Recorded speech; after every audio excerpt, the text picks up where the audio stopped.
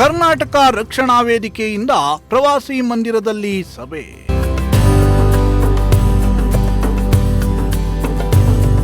ಅರಸೀಕೆರೆ ತಾಲೂಕು ಮಹಿಳಾ ಘಟಕದ ಪದಾಧಿಕಾರಿಗಳ ಸಭೆ.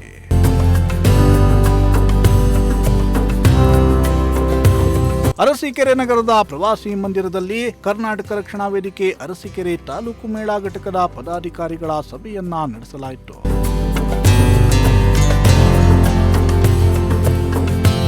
ಈ ಸಭೆಯಲ್ಲಿ ಕರ್ನಾಟಕ ರಕ್ಷಣಾ ವೇದಿಕೆಯ ಹೋಬಳಿ ಅಧ್ಯಕ್ಷರ ಆಯ್ಕೆ ಮತ್ತು ಮಹಿಳೆಯರ ಸಂಘಟನೆಯನ್ನ ಬಲಪಡಿಸುವ ಉದ್ದೇಶಕ್ಕಾಗಿ ಸಭೆಯನ್ನ ಕರೆಯಲಾಗಿತ್ತು.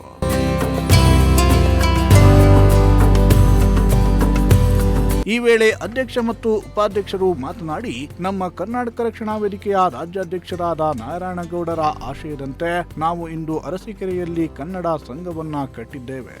ಆ ಮೂಲಕ ಕನ್ನಡಕ್ಕಾಗಿ ನಾವು ಹೋರಾಟವನ್ನ ನಡೆಸುತ್ತಿದ್ದೇವೆ. ನಮ್ಮ ತಾಲೂಕಿನಲ್ಲಿ ಕನ್ನಡ ಪರ ಹೋರಾಟಕ್ಕೆ ನಾವು ಪಣ ತೊಟ್ಟಿದ್ದೇವೆ. ಜೊತೆಗೆ ನಮ್ಮ ಸಂಘಟನೆಯನ್ನ ಮತ್ತಷ್ಟು ಬಲಪಡಿಸುವ ದೃಷ್ಟಿಯಿಂದ ಸಭೆ ಮಾಡುತ್ತಿದ್ದೇವೆ ಅಂತ ಹೇಳಿದ್ರು.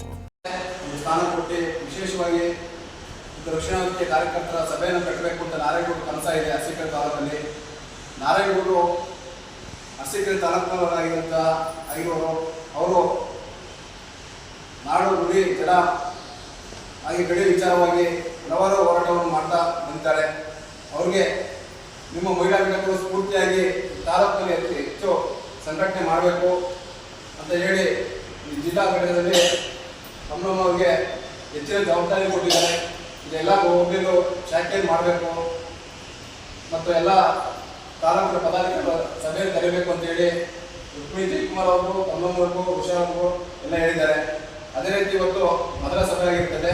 ಸಭೆಗೆ ಎಲ್ಲ ಬಂದು ಸಂತೋಷವಾಗಿದೆ. ಇನ್ನೂ ಸಹಿತ ಹೋಬಳಿ ಘಟಕದಲ್ಲಿ ಸಂಘಟನೆಯನ್ನು ಹೆಚ್ಚು ಬಲಪಡಿಸುವಂಥ ಉದ್ದೇಶದಿಂದ ಈ ಒಂದು ಸಭೆ ಕರೆದಿರ್ತಾರೆ. ಇದಕ್ಕೆ ಕರ್ನಾಟಕ ರಕ್ಷಣಾ ವೇದಿಕೆ ತಾಲೂಕು ಘಟಕ ಸಂಪೂರ್ಣ ಜವಾಬ್ದಾರಿ ಇರುತ್ತೆ. ನಿಮ್ಮ ಸಹಕಾರದೊಂದಿಗೆ ಮಹಿಳೆಯರು ಹೆಚ್ಚು ತರುವಂಥ ಕೆಲಸ ನಾವು ಮಾಡ್ತೀವಿ. ಇವೆಲ್ಲ ಸೇರ್ಕೊಂಡು ಒಟ್ಟಿಗೆ ಸಂಘಟನೆಯನ್ನು ಬಲಪಡಿಸೋಣ ಅಂತ ಹೇಳ್ತಾ ನಾನು ಮಾತುಕೊಳ್ತೀನಿ. ಕನ್ನಡದ ದೀಕ್ಷೆಯನ್ನು ಕೊಟ್ಟು ಈ ನಾಡು ನುಡಿಗೆ ಅನ್ಯಾಯವಾದಂತಹ ಸಂದರ್ಭದಲ್ಲಿ ಉಗ್ರವಾಗಿ ಹೋರಾಟ ಮಾಡತಕ್ಕಂಥ ಶಕ್ತಿಯ ಪಡೆಯನ್ನೇ ಕಟ್ಟಿದ್ದಾರೆ.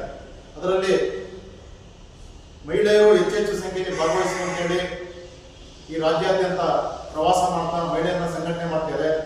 ಅದೇ ಥರ ನಮ್ಮೂರಲ್ಲಿ ಕಮಲಮ್ಮವರು ಸುಮಾರು 15 ವರ್ಷಗಳಿಂದ ಅಧ್ಯಕ್ಷರಾಗಿ ಸಂಘಟನೆಯನ್ನು ಮಾಡ್ತಾ ಇವತ್ತು ಸಭೆಯನ್ನು ಕರೆದಿದ್ದಾರೆ. ಈ ಸಭೆಯಲ್ಲಿ ನೀವು ಏನು ತಾಲೂಕು, ನಗರ, ಎಲ್ಲ ಹೋಬಳಿಗಳು ಸೇರಿ ಎಲ್ಲ ಮಹಿಳೆಯರು ಸೇರಿ ಒಂದು ಶಕ್ತಿಯಾಗಿ ಹೆಚ್ಚೆಚ್ಚು ಸಂಖ್ಯೆಯಲ್ಲಿ ಬೆಳೆದು ನಮ್ಮ ಅರಸೀಕೆರೆಯಲ್ಲಿ ಸಂಘಟನೆಯನ್ನು ಬಲಪಡಿಸಬೇಕು. ನೀವು ಇವತ್ತು ಕನ್ನಡ ಹೋರಾಟ ಅಂದ್ರೆ ನಿಮಗೆಲ್ಲ ಗೊತ್ತಿದೆ.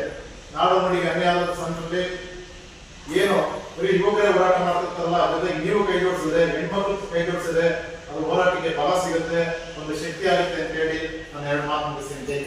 ಈ ಸಭೆಯಲ್ಲಿ ತುಳಸಿದಾಸ್, ನಗರ ಅಧ್ಯಕ್ಷರಾದ ಸಂತೋಷ್, ಮಹಿಳಾ ಅಧ್ಯಕ್ಷರಾದ ಕಮಲಮ್ಮ, ನಗರ ಅಧ್ಯಕ್ಷರಾದ ರುಕ್ಮಿಣಿ ಜಯಕುಮಾರ್, ಬಾಣಾವರ ಉಷಾ, ನಗರ ಕಾರ್ಯದರ್ಶಿಯಾಗಿರುವ ಮಂಜುನಾಥ್, ಲೋಕೇಶ್, ಅರ್ಜುನ್ ಸೇರಿದಂತೆ ವೇದಿಕೆಯ ಸದಸ್ಯರುಗಳು ಹಾಜರಿದ್ದರು. ಮೊಹಮ್ಮದ್ ನಾಸೀರ್, ಪ್ರಜಾಶಕ್ತಿ ಟಿವಿ, ಅರಸೀಕೆರೆ.